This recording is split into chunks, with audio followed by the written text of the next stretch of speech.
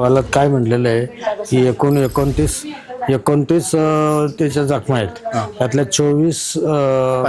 15 जखमा ताज्या आहेत, 24 तासाच्या आतल्या आहेत. याचा अर्थ ज्या दिवशी तिला मारहाण करण्यात आली त्या दिवशी तिचा मृत्यू झाला आणि ही आत्महत्या नसून हत्याच आहे आणि यांनी संगनमताने मिळूनच ही कट रचून हत्या केलेली असा माझा ठाम माझं म्हणणंच आहे की तिला मारण्यातच आलेलं आहे.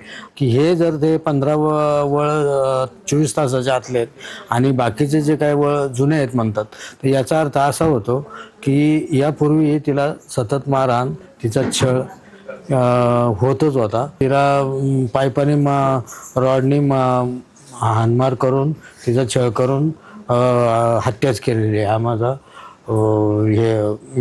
माझं म्हणणंच आहे की ती आत्महत्या नसून तिचा खूनच केलेला आहे. SITला हे वर्ग करावं माझी अशी मागणी.